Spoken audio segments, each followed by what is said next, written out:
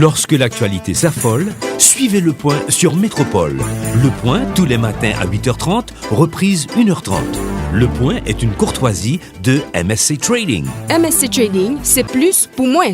Le lait encore. Avec le lait en poudre encore, faites-vous plaisir encore et encore. Et la BNC. Le plan épargne BNC, une assurance pour votre famille et vos employés.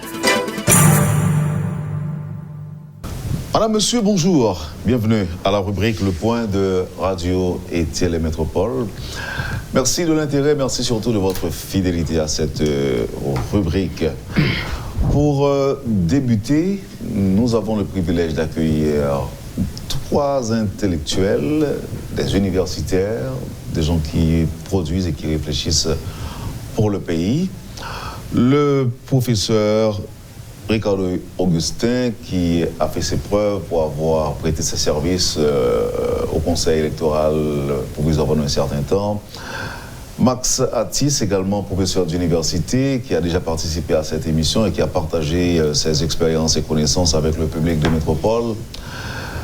Maître Sonnet Saint-Louis également, et qui a participé à la rubrique Le Point à plusieurs reprises. Et si on le suit sur les réseaux sociaux, on peut découvrir la capacité de réflexion de ce jeune avocat.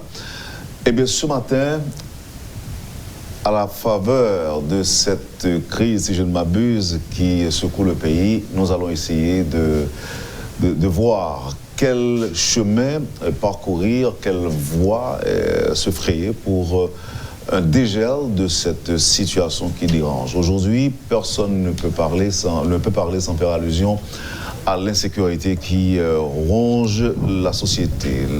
Décote de la Gourde, insécurité, la vie chère, tout ça doit être sur le tapis ce matin pour essayer de proposer des solutions à la société haïtienne qui nous prête l'attention ce matin. Ricardo Augustin, professeur, bonjour. Ça fait longtemps qu'on ne vous a pas entendu, mais vous êtes là, vous écrivez si je ne m'abuse. Merci et bienvenue à la rubrique Le Point de Métropole. Tout à fait, merci Wendell. Bonjour messieurs. Et c'est un plaisir de partager ce panel avec Max Atis et Saint-Louis. Et Sonel Saint-Louis, merci pour l'invitation Wendell, et je salue les auditeurs et téléspectatrices, auditrices de Radio et Télémétropole. Merci pour l'invitation. Je vous en prie, Max Atis, merci de répondre à l'invitation et bienvenue à Métropole. Bonjour Wendell, bonjour à mes 2 amis, Augustin et Saint-Louis. Donc Mathieu, c'est un véritable plaisir, c'est même un honneur d'être avec vous pour débattre sur les sujets d'actualité. Donc, nous voyons beaucoup de chapeaux à tous les amis auditeurs, téléspectateurs qui attendent nous un peu partout. Merci, Maître Sonnet Saint-Louis, bienvenue. Merci de répondre à l'invitation de Métropole. Merci Wendell Théodore pour cette invitation. Et je pense que maintenant, nous allons avoir un débat qui est très courtois et très civilisé, et surtout sur thématique que vous abordez. Et me profiter de l'occasion pour me remercier les 2 intervenants, le professeur Ricardo et Maître Atis. Et nous sommes capables de commencer par rappel à la grève là, qui n'est pas respectée. Est-ce que c'est de l'incompréhension ou bien est-ce que c'est le fait que les gens qui ne pas respecter ne pas sentir concernés? Et par question, mais avant de m'aborder la question, tu me prends tu me dis que nous avons plus qu'un mois, et en fait, pour l'actuel Premier ministre, il y a un mois depuis qu'il a géré, liquidé les affaires courantes en sa qualité de Premier ministre AI, même s'il vient nommé par la suite. Et en tant que monde qui a réfléchi, le pays, sous problème paysan, Ricardo Augustin, qui ça dit le fait que jusqu'à présent, le Parlement ne s'est toujours pas prononcé sur les pièces du Premier ministre nommé. Ça dit où? Bon, ça veut dire que gain des ententes, il faut encore harmoniser les violons, les cordons, et nous sommes capables de dire tout. En fait, il y a des décisions qui vous prennent au plus haut niveau entre les acteurs politiques. Tout autre pour qu'on entende, Donc ça, c'est une preuve. C'est une preuve que il y a des ententes, il y a des compromis qui vous rejoignent toujours. Donc avant et pour franchir l'étape ça, faut que yo harmoniser, faut que yo finissent sur toutes les questions. Harmonie, entente, les violons qui ne s'accordent pas, compromis. Tout à fait. C'est le jeu politique. C'est le jeu politique. Je me pose une question rapidement. Pourquoi ça fait que nous avons l'impression que nous fonctionnons de façon différente que l'autre côté? Parce que dans le pays, c'est comme c'est pas que c'est comme une lettre à la poste. Formalité. Mais c'est une simple formalité. Il y a un Premier ministre nommé, rapidement, Parlement réuni, il y a formé une commission, il y a étudié et pièces et puis écoutez, puis il y a doté d'un Premier ministre. Pourquoi ça fait que nous sommes différents nous-mêmes? Moi, je pense que nous sommes dans une situation extrêmement compliquée, une situation abracadabrantesque.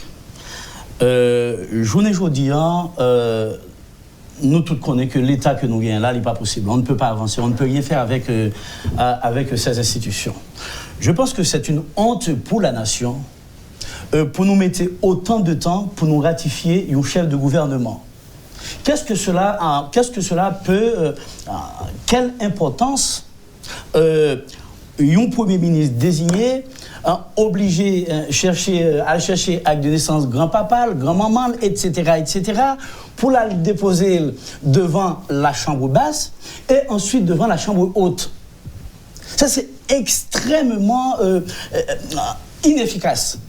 On ne peut pas continuer ainsi. Et déjà, ça montre nous l'inefficacité des deux chambres.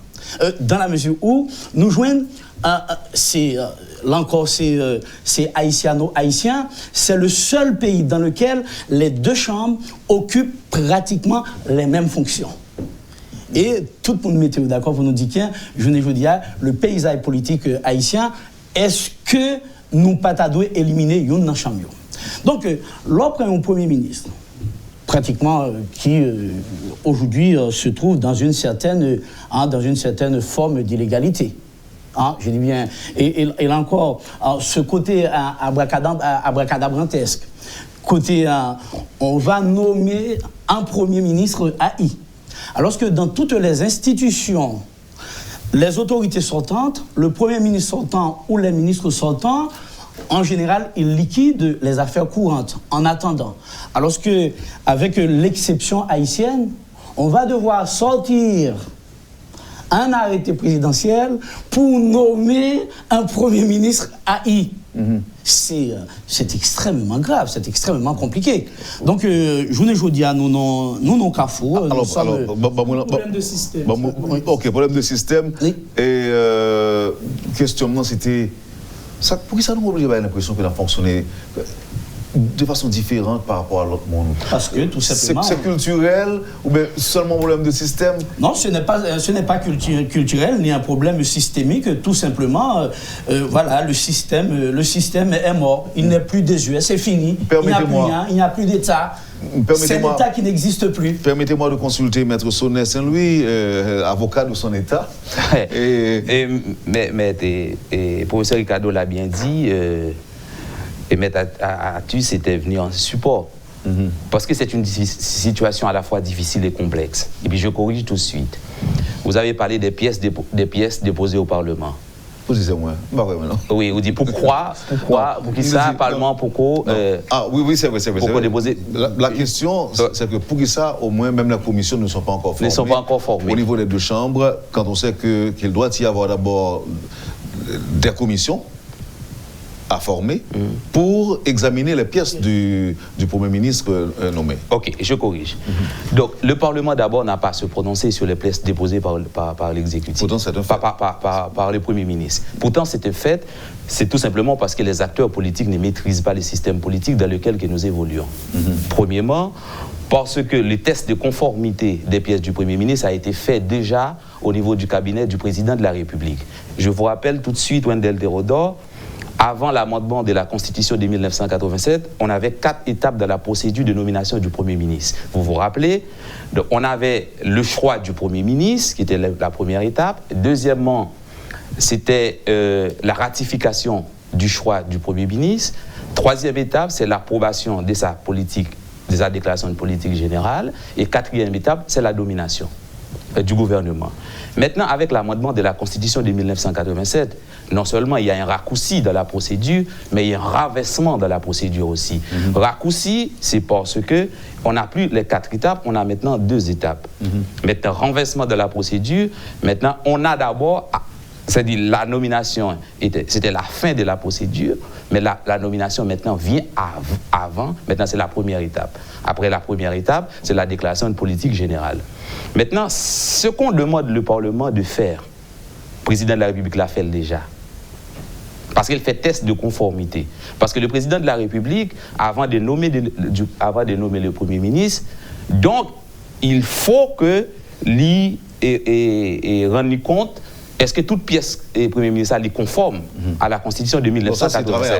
C'est le travail a priori du président de la République. Oui, mais on est d'accord avec nous que le Premier ministre était obligé de remettre une vingtaine de pièces. Justement. Et c'est la raison pour laquelle que je vous dis que c'est parce que les acteurs politiques ne maîtrisent pas les systèmes dans lesquels que nous évoluons. Maintenant, si on forme une commission au niveau de la Chambre des députés, ou bien les 2 commissions au niveau du Sénat et de la Chambre des députés. Maintenant, leur faire en commission, il faut qu'il y ait un rapport. Donc, après rapport, il faut qu'il y ait une assemblée. Et si il y a une assemblée, il faut qu'il y ait un vote de l'assemblée. Or, pas un vote. Donc, tout ce qu'on a fait là, c'est une procédure inutile qui n'est pas prévue par la Constitution. Parce qu'on ne vote pas sur les pièces du Premier ministre, on ne vote que sur sa déclaration de politique générale. Donc, le fait que nous n'avons pas été râlés, ça veut dire que les acteurs eux-mêmes n'ont pas maîtrisé ce système-là. Deuxièmement, nous avons une situation tellement difficile, il ne peut pas y avoir de Premier ministre sans cabinet ministériel. Or, le Premier ministre est nommé par le président de la République. Donc, après la nomination, il doit avoir l'installation. L'installation veut dire qu'il faut qu'il y ait une prise de fonction. À l'heure actuelle, on vit une situation, c'est déclaré, un dédoublement à la fois politique et psychologique. Premièrement, la période de 30 jours, les délais de 30 jours, et au cours duquel donc, le Premier ministre doit liquider les affaires courantes. Conformément à l'article 165 de la Constitution, ce délai est épuisé. Maintenant, quel est le statut? Vous avez un problème. Je vais terminer la question. Même avant de questionner le statut du Premier ministre, qu'est-ce que la Constitution dit? Après 30 jours, ça dit pour que vous faites. Donc, après 30 jours, ça veut dire les délais de 30 jours, c'est des délais que le président de la République là pour mettre en place un gouvernement. Oui.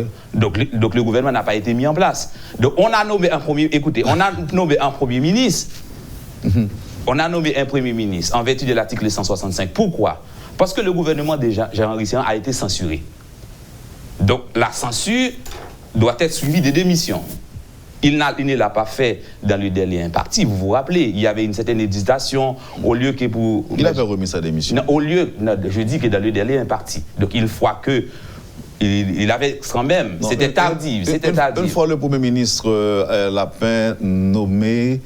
Le Premier ministre... Non, il a dit qu'il avait pris la nouvelle qui a remplacé et de ce fait, il a donné sa démission. Maintenant, pourquoi ça me dit acteur politique, là, il y avait une faute en termes de responsabilité. Parce que là, on fait une censure au Parlement. C'est comme si la censure... On va trop long parce que le besoin... Non, c'est extrêmement important. Une réaction rapide sur ça, professeur Senouabdia, maintenant on est fini. Oui. Donc ça veut dire, censure là, il vaut en droit parlementaire ce que vaut la révocation en droit administratif. Donc là, on fait une censure, le gouvernement, donc le Premier ministre n'a qu'un seul choix. N'a qu'un choix. Donc, choix le gagnant, c'est que adresser une lettre de démission au président de la République pour dire voilà, donc, Parlement révoqué, donc je présente ma démission au Premier ministre. Maintenant, il y avait un certain temps, une certaine réticence, vous vous rappelez, au lieu de présenter la lettre de démission au président de la République, l'ex-Premier ministre Jean-Henri Séan, donc, il a affronté cette motion de censure de la Chambre des députés au niveau des tribunaux.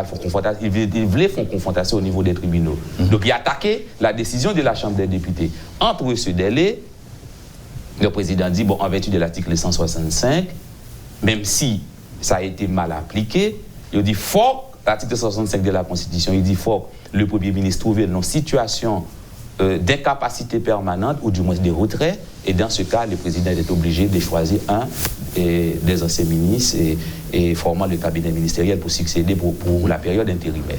Donc c'est ce qui justement qui a été fait. Okay. Alors je voulais rebondir sur ce que a dit professeur Saint-Louis pour dire deux choses. D'abord, le Parlement n'est pas lié par le contrôle et effectué par l'exécutif. Parce que là, nous avons un système politique, exécutif, là, fait et tout, je me connais, Pierre Sorel n'a pas de problème là-dedans. Donc, le Parlement, c'est évident qu'il a toujours fait un contrôle pâle. Ça, c'est une première chose. Une deuxième chose, n'oubliez pas, nous sommes en politique. Le Parlement, c'est une assemblée politique. Et étant donné que pour le Premier ministre vienne présenter lui devant le Parlement, il faut que le cabinet monte, il faut que le ministre accompagne lui.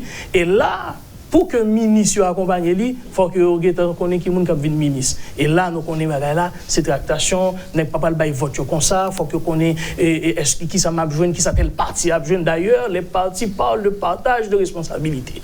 Donc, pour capable alors, son forme atténuée, oui. Justement. Son forme atténuée. Maintenant, Wendell, qu'est-ce qui peut nous sauver de tout ça? C'est la dimension d'homme d'État. Si que nous avons effectivement des hommes d'État qui sont capables de planer au-dessus des intérêts mesquins, des intérêts particuliers et voir la République, nous connaissons que nous avons des délais pour nous respecter, nous avons un pays pour nous faire fonctionner, auquel cas nous ne sommes pas capables de rester seulement dans compromission, dans faire des basses et besognes, basses manœuvres pour que le pays lui-même la plongé. Donc c'est seule dimension ça qui est capable de permettre nous que au moins nous passer étape politique là. Mais au niveau laissez-moi, il y a toute une nuance. Il y a une nuance et là je corrige tout de suite. Et professeur Augustin dit que le Parlement c'est une assemblée politique. C'est vrai, c'est une assemblée politique, mais je dis en tant que juriste, la politique en tant qu'activité humaine doit être encadrée et saisie par le droit. Maintenant, la question qu'il faut se poser, vous dites que le Parlement, c'est une institution de contrôle, là nous sommes d'accord. Mais il faut dire aussi à quel moment de la durée, dans ce processus de nomination du Premier ministre, à quel moment intervient la mission de contrôle du Parlement. Donc ce contrôle ne peut pas être a priori, mais c'est un contrôle a posteriori, pour la simple bonne raison. Qui ça qui baille Parlement pour le contrôler le gouvernement? C'est l'action. Et c'est ça que fait, quand vous parlez de contrôle, il faut voir l'action.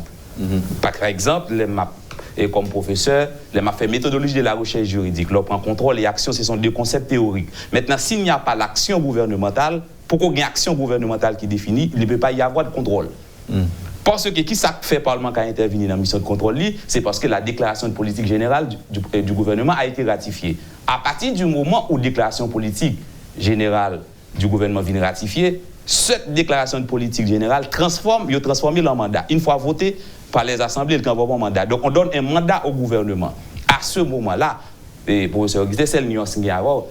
Ça veut dire revenir sur la question des pièces, contrôle ça peut faire à tout moment de la durée. Ça veut dire ces tests de conformité, le président peut faire, s'il avait erré dans ce test de conformité, le Parlement a toujours. Donc, ça veut dire a posteriori, après avoir ratifié la déclaration politique, il peut toujours revenir sur les pièces en disant que donc le président est trompé ou l'exécutif a été trompé nous. Donc, autrement dit, nous pas obligés de prendre tout le temps ça, attendre pour question de pièces. Des pièces, absolument. OK. Maintenant, ma prendre une réaction sur une expression qui est très à la mode ces jours-ci, dans le contexte, ça, accord politique. Dans le moment qu'on a parlé là, il y a eu des rencontres entre le président de la République et des membres de parti. À la recherche de quoi on dit un accord politique? Comment une question accord politique là? Effectivement,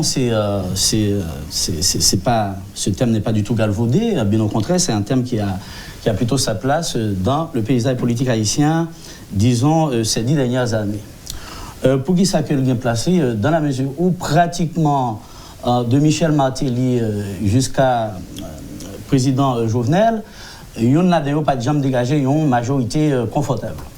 Donc, n'ayant pas la possibilité de dégager une majorité confortable permettant la ratification de la politique générale de son Premier ministre et son cabinet, donc forcément, le président l'y contraint pour lui chercher des accords politiques. Puisque sans ces accords, voilà, son Premier ministre nommé ne sera pas ratifié. Donc, on est parfaitement dans le droit chemin. Toutefois, il y a un hic, il y a un bémol, parce que ces derniers temps, qui dit accord politique, dit négocier avec le Parlement, etc., pour liquider quelques ministères et quelques directions générales. Le Parlement et les partis politiques aussi. Des fois, c'est bien malheureux. Des fois, il n'y a pas que les postes qui sont distribués, mais tout le monde le sait, ce n'est un secret de polichinelle pour personne. Le président, il est appelé quelquefois à donner des enveloppes. Donc, nous sommes, c'est ce que j'avais dit dès tout le début, nous sommes dans une situation abracadabrantesque. Il va falloir qu'on remette tous les compteurs à zéro. Donc le système. Mais c'est tout le système. Il ne marche pas. C'est tout l'appareillage de l'État qu'il faut revoir. Mais pendant parler de système, non, il y a des paroles qu'on dit tout.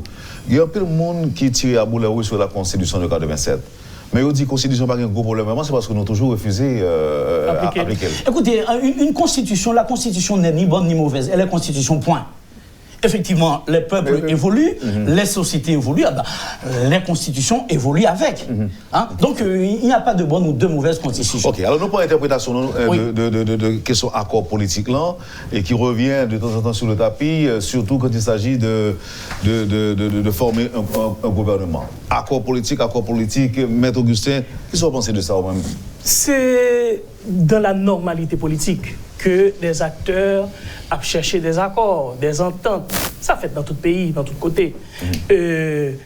Cependant, ça qui passe en Haïti, c'est là que nous pas arrêter sous principe, nous pas chita sur les principes de gouvernance.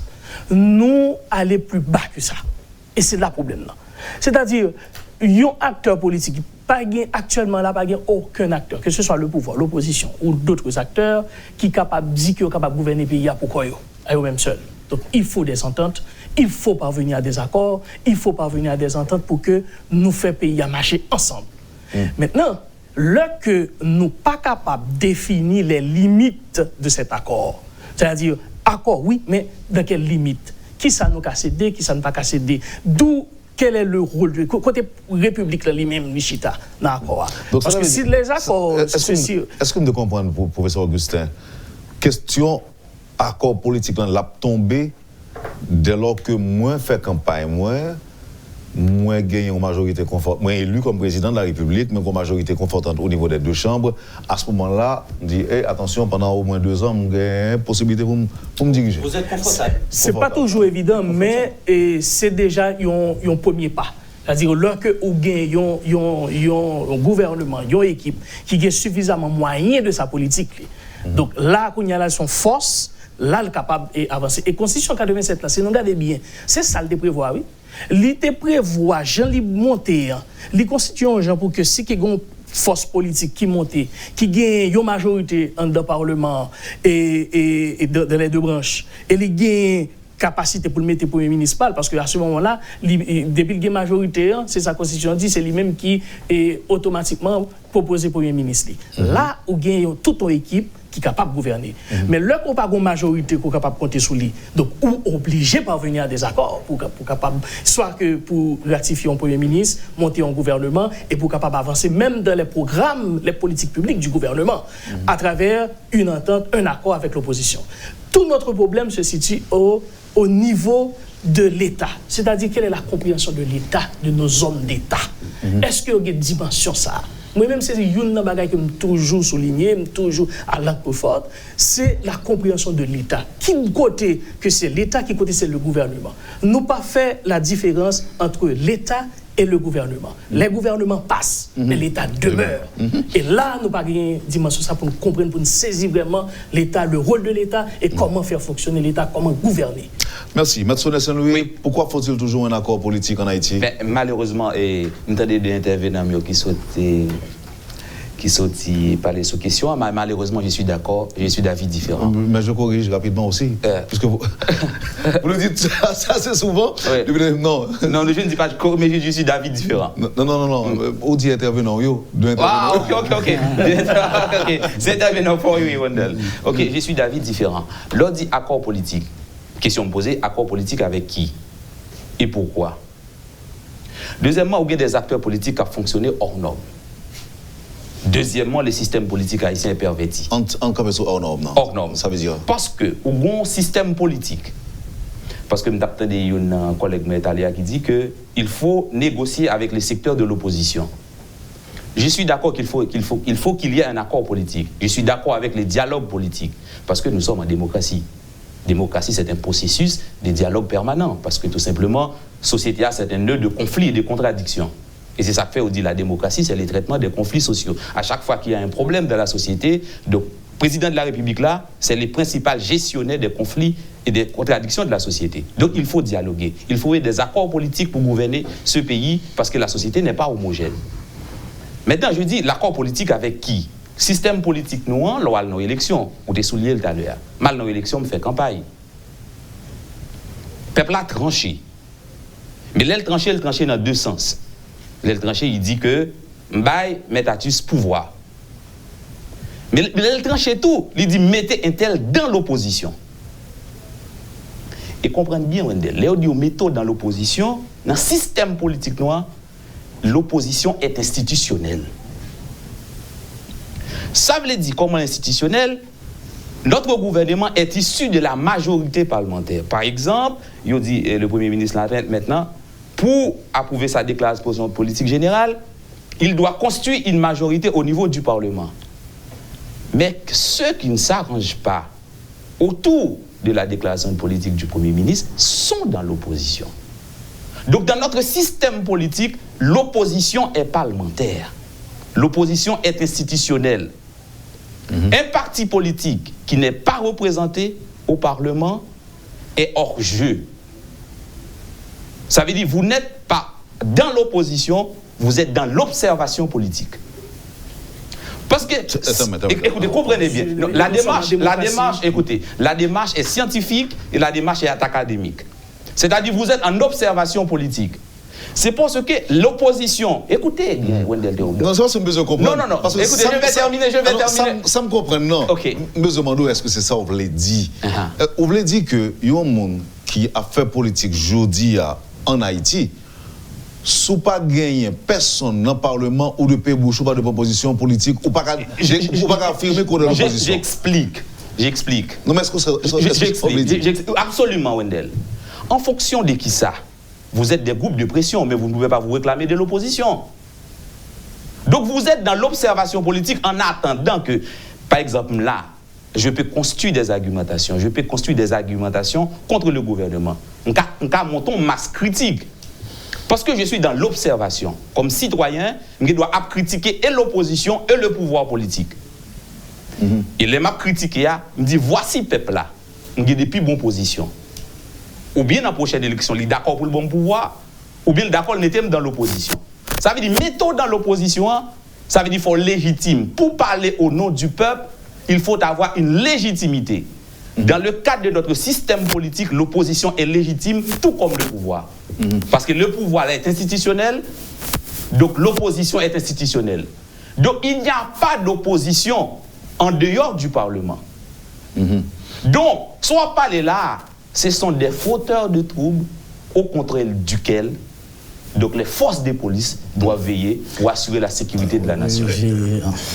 Objection apparemment. Mais bien sûr, j'ai une petite objection. Je ne prendrai pas mon ami Saint-Louis à contre-pied. Cependant, il faut arriver à regarder la réalité en face. Effectivement, dans les grandes démocraties, le débat ou les débats se font au Parlement. Là, il a parfaitement d'accord. Le débat, c'est au Parlement. Le débat, c'est pas les hommes de la rue, les hommes de rue, voilà, qui apportent le débat. C'est au Parlement. Toutefois, le bémol que je voudrais apporter par rapport à ce que mon ami Saint-Louis a dit, nous sommes dans une situation exceptionnelle où sommes-nous dans une réalité où les partis politiques n'existent pas. Par exemple, en France, être dans l'opposition, c'est une institution. C'est ce que Sonnet a rappelé tout à l'heure. C'est une institution. Partout. L'opposition est une institution dans les grandes démocraties. Mais dites-vous bien, dans ces pays-là, les partis politiques existent. Alors qu'en Haïti, il n'y a pas de parti politique en Haïti. Ça n'existe pas.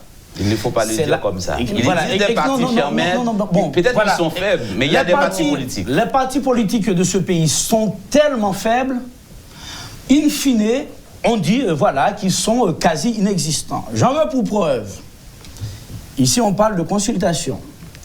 On parle de... Le mot que tu as utilisé tout à l'heure, c'est... Recherche de compromis. Voilà. Maintenant, le compromis... Accord politique.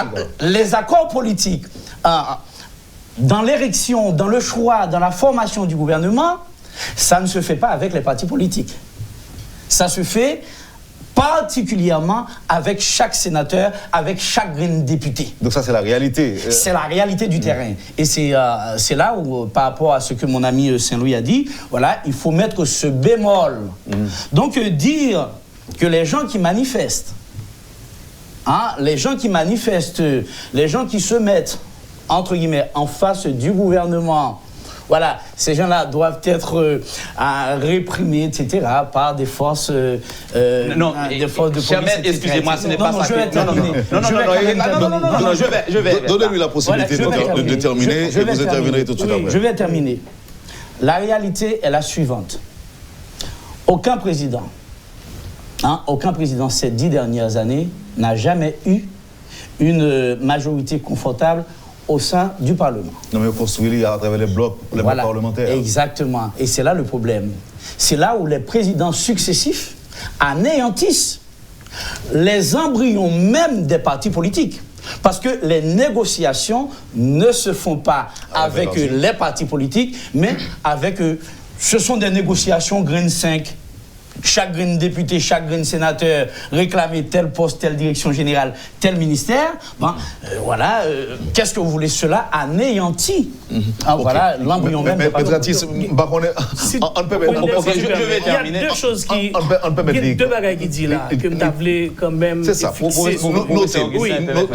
peut mettre que les intervenus, comme il était demandé déjà. Et c'est la raison pour laquelle je dis que les acteurs politiques fonctionnent hors normes. Premièrement, M. Atuis, nous sommes dans un processus d'institutionnalisation des partis politiques en Haïti. Il y a une loi sur le financement et l'institutionnalisation des partis politiques en Haïti. Non, mais le financement, pas pour c'est parti politique. Non, je dis financement et institutionnalisation partis politiques en Haïti. Maintenant, nous sommes en démocratie. La démocratie fonctionne avec les règles. Pas en Haïti, en tout cas. Non, je vous dis les règles et les principes, c'est ça que j'enseigne. Oui, sous papier, c'est ça. Non, je dis mais comment? Écoutez, donc, il faut que ça arrête là. Maintenant, je dis, les citoyens peuvent être en désaccord avec les pouvoirs publics. Et c'est le contrôle citoyen de l'action des pouvoirs publics. Je ne dis pas qu'il faut réprimander les citoyens qui protestent contre les politiques publiques décidées par le gouvernement. Nous, en tant que citoyens, nous avons le droit de dire non et nous avons le droit de protester. Mais quand vous dites, et le président de la République, pour qui j'avais voté moi-même, il va réunir avec l'opposition, comme moi-même comme professeur de droit, je dis quête, je dis parce que l'opposition dans le système moyen, elle est légitime, parce qu'elle institutionnalise. Donc l'opposition institutionnelle, ça veut dire c'est l'opposition qui parle au Parlement, qui est en désaccord avec les politiques définies par le gouvernement. Ça veut dire que ces désaccords doivent être exprimés. Il y a un espace, il y a une tribune pour exprimer, c'est à l'intérieur du Parlement. Et lorsque le président décide de négocier avec des gens qui fonctionnent hors normes, à ce moment-là, je dis que cette opposition ne parle pas pour moi. Qui parle pour qui? Cette opposition ne parle pas pour moi, parce que cette opposition n'est pas légitime. En ce sens qu'il n'avait pas ce mandat populaire pour décider au nom de la population. Mais par contre, parce que le président de la République avait reçu un mandat de la population, qu'il y ait une érosion de légitimité, c'est une autre affaire. Mais il est légitime pour décider et prendre des positions au nom de la population.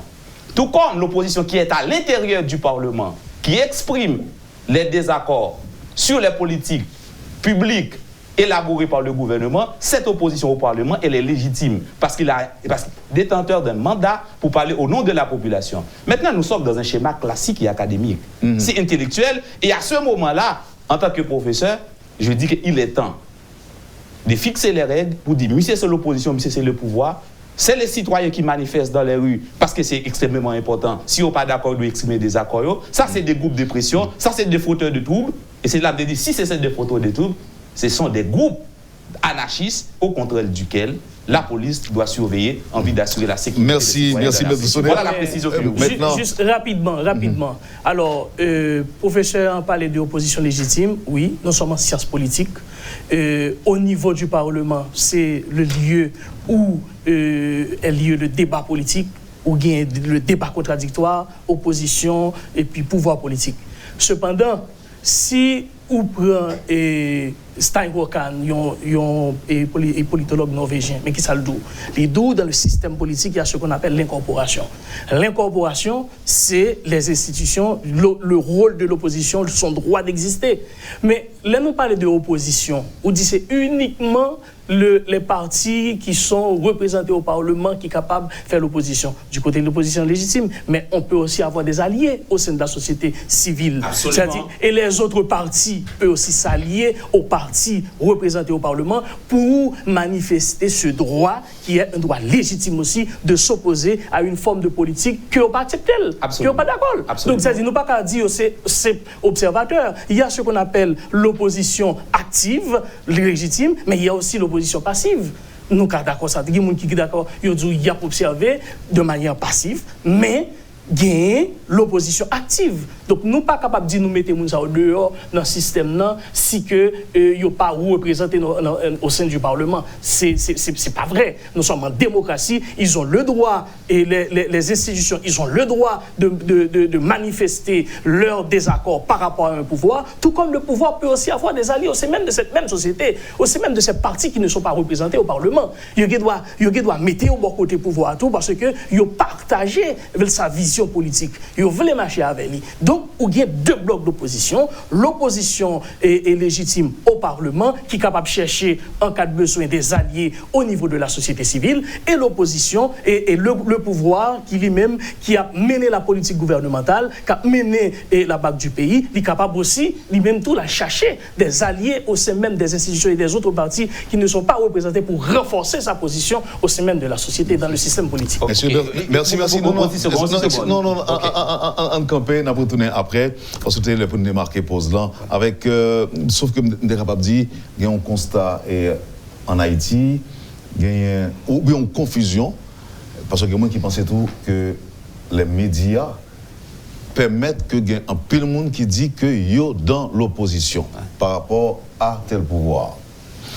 De même que il y a un peu de monde qui dit que il y a une catégorie sociale qui est dans le pays, qui est même pendant qu'on a parlé de monde qui a observé, qui n'est pas vraiment dans l'observation, mais qui a dû retrancher. Je dis qu'il a construit une masse critique. C'est même gentil de dire qu'il y a un groupe de citoyens qui, effectivement, ont l'amour pour le pays, mais qui ne peuvent jamais parler, et on dit que ça, c'est la majorité silencieuse. Que lié.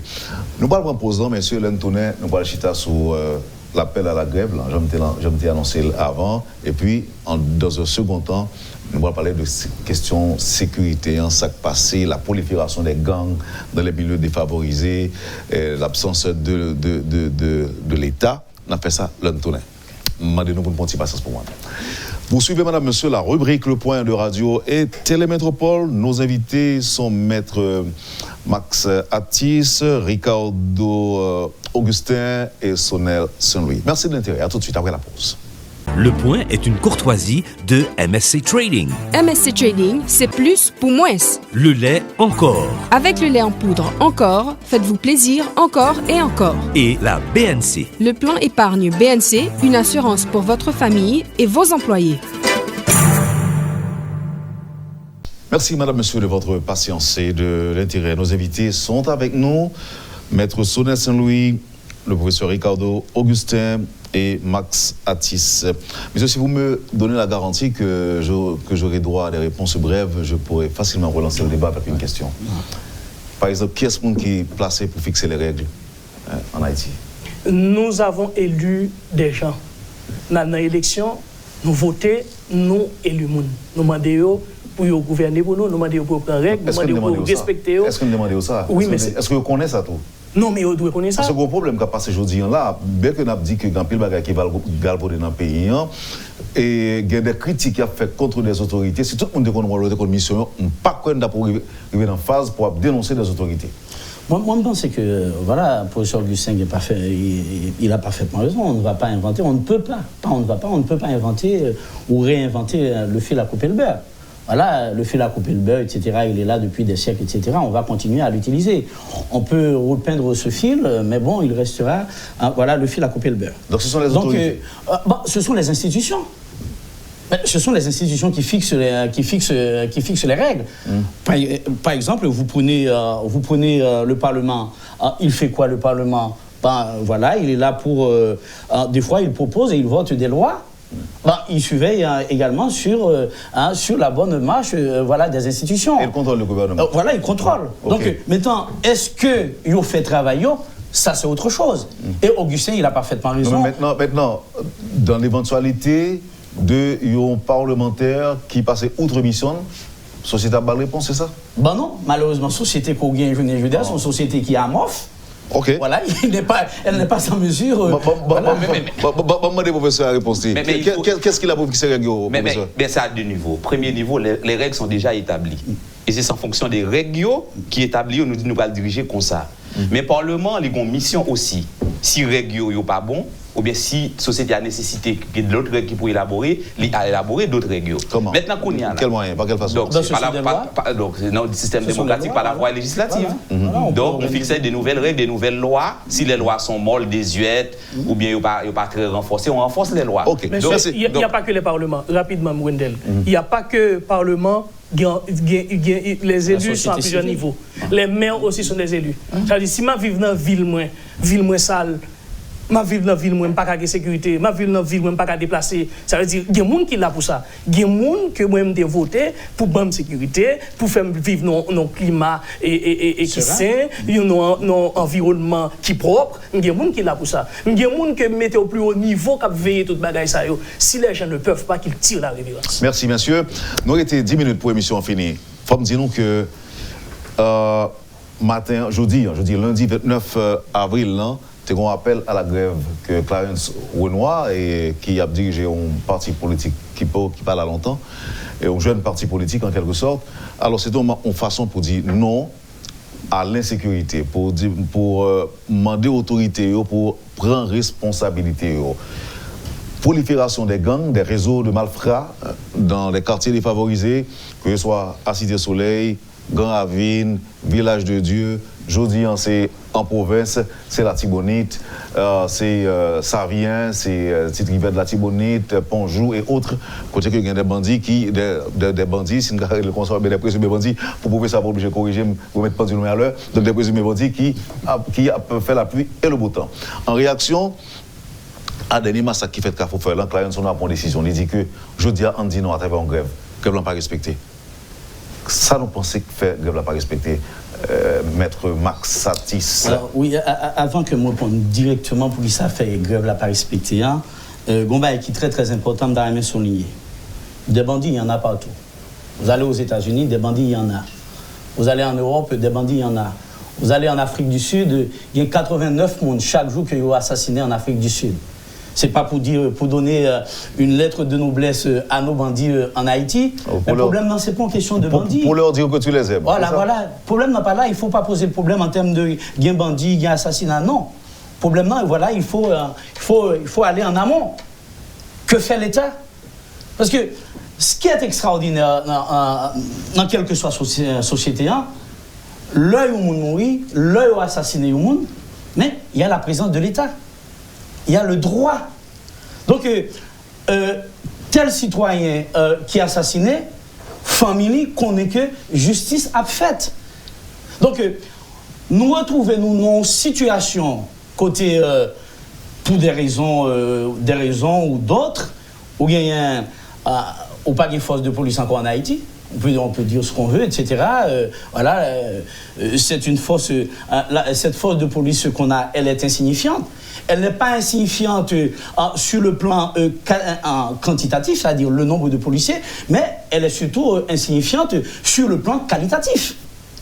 Ou il y a une justice qui n'est pas fonctionnelle, justice qu'on a là, n'est pas capable de fonctionner. Regardez ce qu'on a fait, le législateur a fait. Nous prenons la police, nous mettons-les, nous en jouons la justice.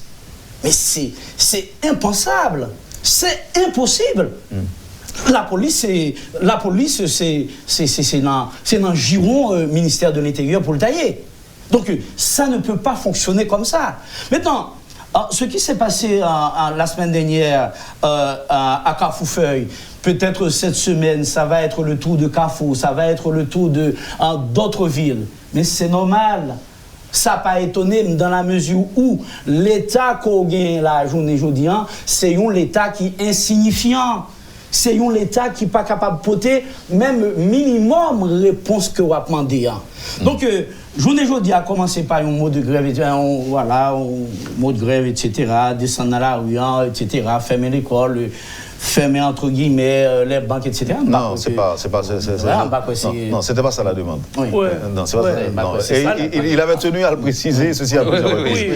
Il l'a dit. Il n'a pas demandé pour le gouvernement aller, il n'a pas demandé si même l'huile sous chaussée en tout pour provoquer un accident. Donc il ne va pas demander ça. Il faut fermer les institutions. Moi je dis que c'est dommage. Moi je dis que c'est dommage qu'il y ait un appel comme ça qui vient du cœur. Il y a un appel comme ça qui censé arriver sur un peu de monde. Parce que moi, je suis grand pile monde qui dit mon cher, insécurité dans le trop. Ça veut dire, ça qui passe, il est révoltant et il révolte tout le monde. Mais, un leader politique lancé une initiative comme ça, ou pas retrouver l'autre leader politique courir, c'est la première chose. Ça lié non système politique, côté que, yon pas voulu bailler l'autre frame, si me suivre, c'est-à-dire, on va dire, on va pas crédit. Donc, nous avons une question comme ça. C'est-à-dire, la question sociétale passée après. C'est bien dommage. Ensuite, nous avons une habitude que les grèves sont violentes. Et pour dire grève, tout le monde peut. Il y a des menaces. Donc, c'est-à-dire, je pense qu'il faut innover. Ouais, non, comme ça, parfois, il faut des actions d'éclat. Il faut des actions nouvelles qui frappent l'attention et puis qui sollicitent de manière spontanée la participation citoyenne. Nous sommes sensibilisés. Nous connaissons que la situation d'insécurité est trop. Les trop et les toucher. Cependant, il faut des meneurs, il ne faudrait pas que des gens veulent instrumentaliser l'action citoyenne. C'est là le problème. Donc, lorsque vous avez un sentiment, il y a des gens qui pensent comme ça, eh bien, il n'y a pas de prendre.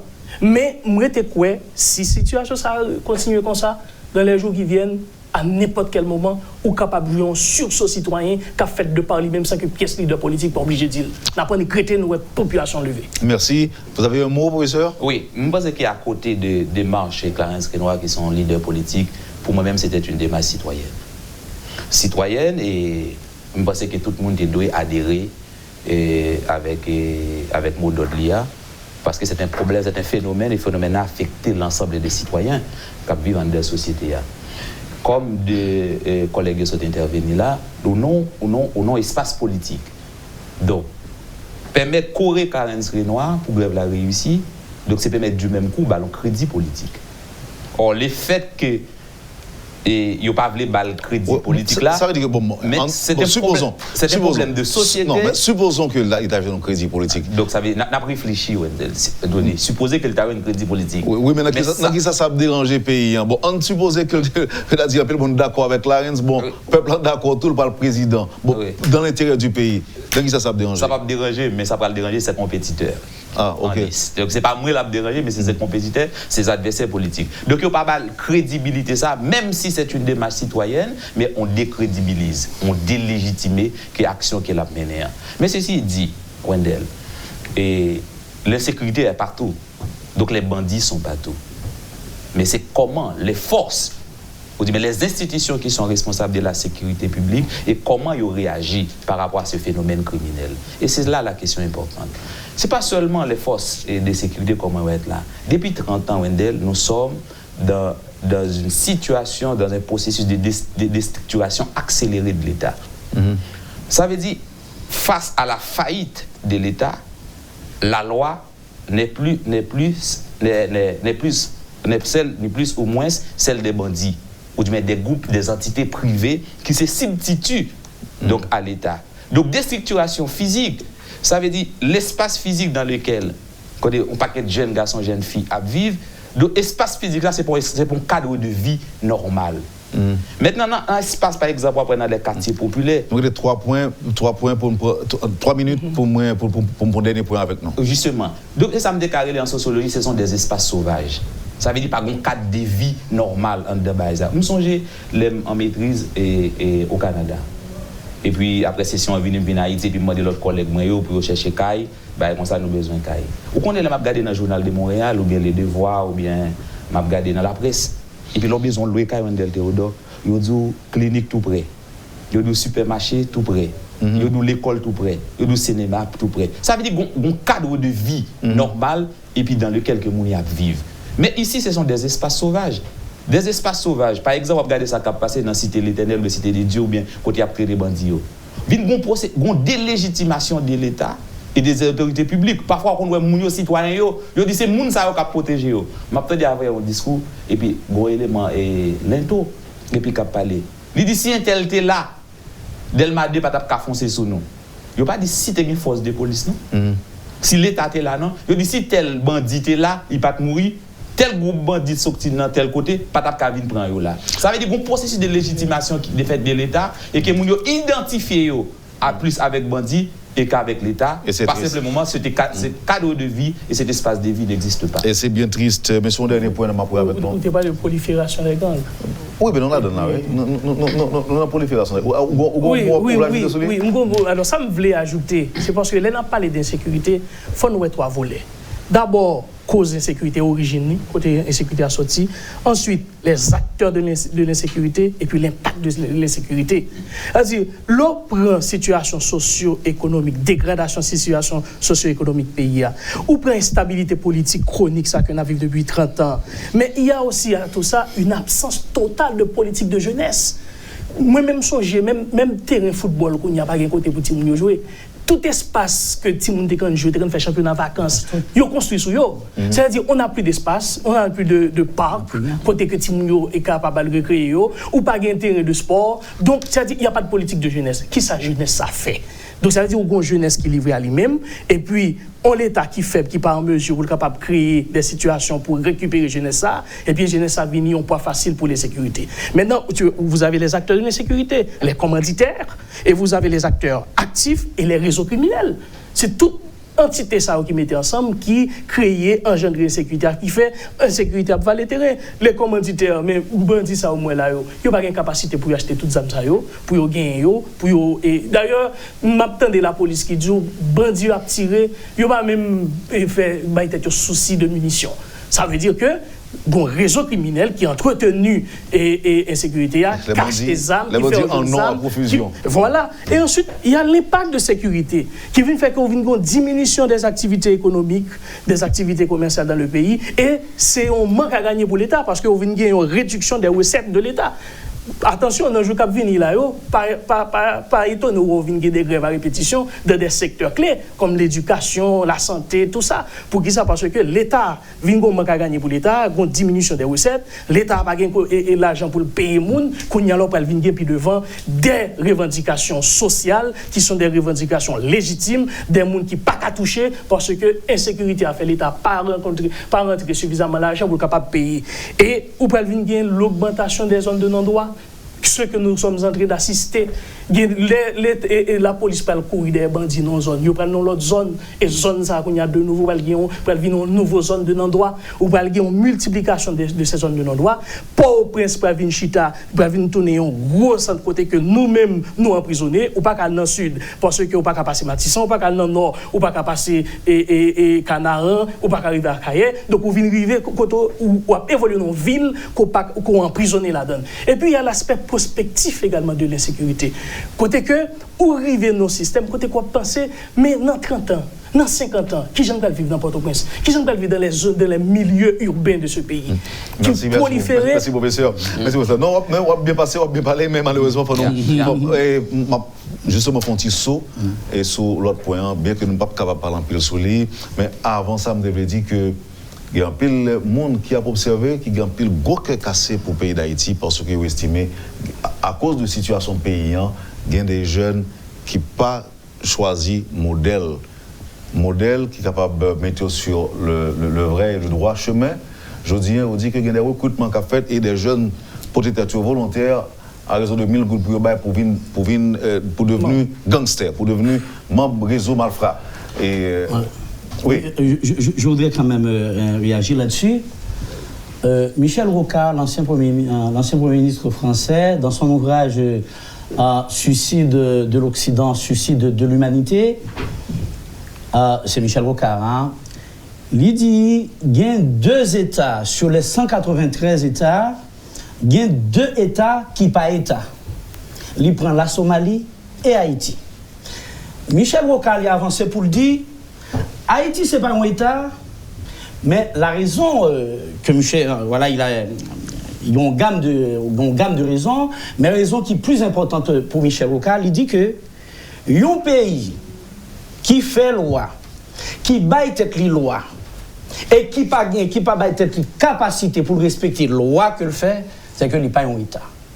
Donc ça ne date pas d'hier, ça ne date pas d'aujourd'hui, ça fait longtemps que voilà, l'État haïtien, son État qui périclité.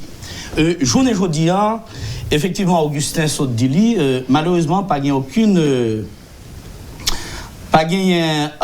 aucune étude qui faite pour dire dans 20 ans, dans 30 ans, qui côté pays ça a privé. Malheureusement, les signaux sont au rouge. Il suffit de voir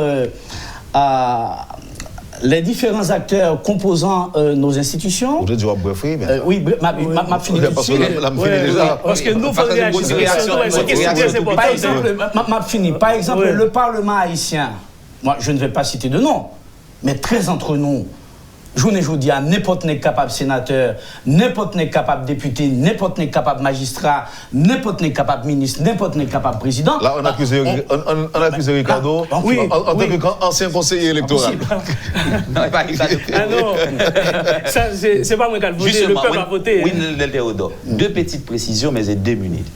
Non, 2 minutes à 3, parce que... 1 minute, 1 minute. Premièrement, le système d'État, la faillite de l'État et délitement des institutions. Et Gaël Gombagay, il dit dans la phénoménologie de l'esprit, ils ont le vide est vide de quelque chose, mais tout vide est appelé à combler.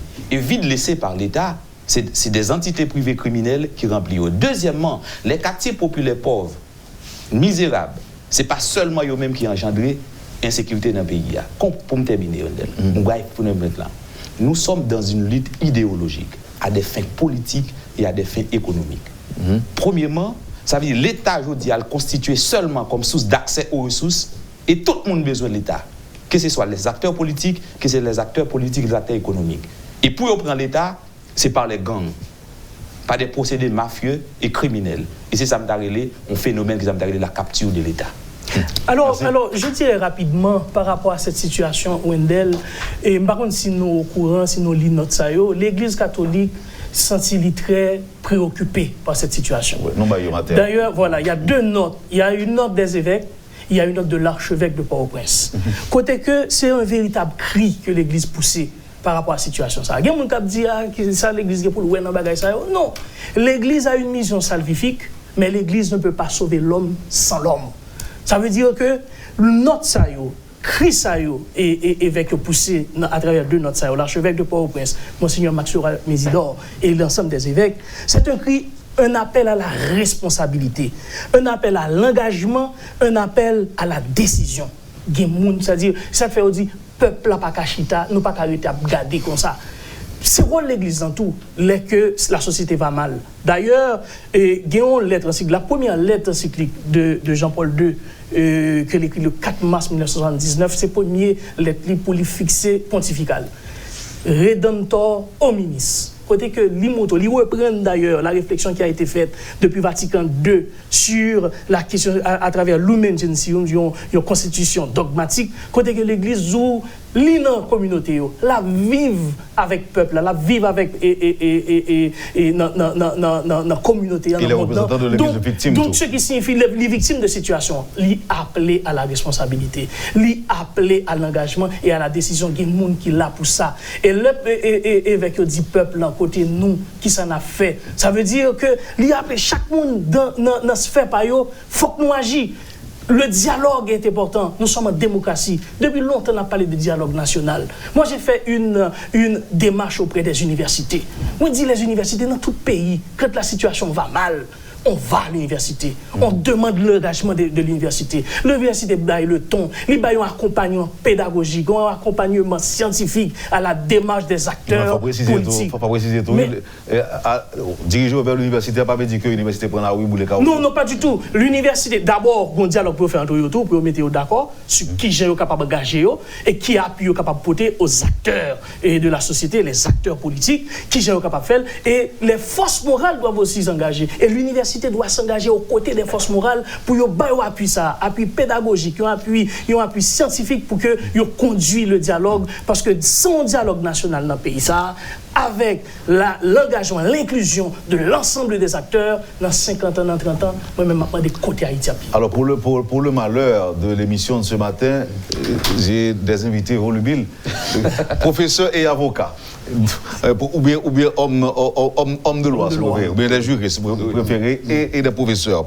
En tout cas, nous sommes obligés de camper, et parce que nous avons même une question de dollar qui a valet terrain, et Goudlan qui a perdu plume. Nous pas catastrophique et malheureusement ça peut déboucher sur un éclatement et l'éclatement sera inévitable. Inévitable. Et la vie chère en tout qui a galopé, mais pas monsieur, on peut mettre public là bientôt de m'a réunir nous encore. Absolument. Avec plaisir, avec plaisir. Oui, Wendell, et pour question Goudlan, m'a dit que c'est pas un miracle, mais nous sommes depuis 30 ans dans une situation de cessation de production. Le pays n'a pas produit rien, c'est pas une recette miracle qui va faire que Goudlan a campé. Et comme on dit là, nous sommes dans une guerre. Et puis devant là, on va dans une guerre sociale. Voilà, c'est l'éclatement. Une guerre entre ceux qui mangent et ceux qui ne mangent pas dans ce pays. Et ce serait bien dommage. Et ce serait bien dommage pour Haïti. Messieurs, merci. Nous sommes bien contents de gagner avec nous matin. Pour le public de Métropole, le niveau a été élevé et c'était de qualité. Je vous en remercie au nom du public de Métropole, bien sûr. Bonne semaine et à bientôt. Merci Wendell. Vous avez suivi, madame, monsieur, la rubrique Le Point de Radio et Télémétropole. Nos invités, Max Atis, Ricardo Augustin et Sonel Saint-Louis. Merci de l'intérêt. Je vous souhaite une très très bonne semaine avec Métropole. Et à demain.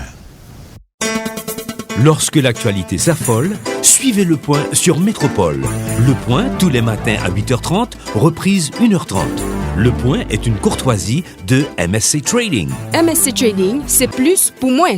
Le lait encore. Avec le lait en poudre encore, faites-vous plaisir encore et encore. Et la BNC. Le plan épargne BNC, une assurance pour votre famille et vos employés.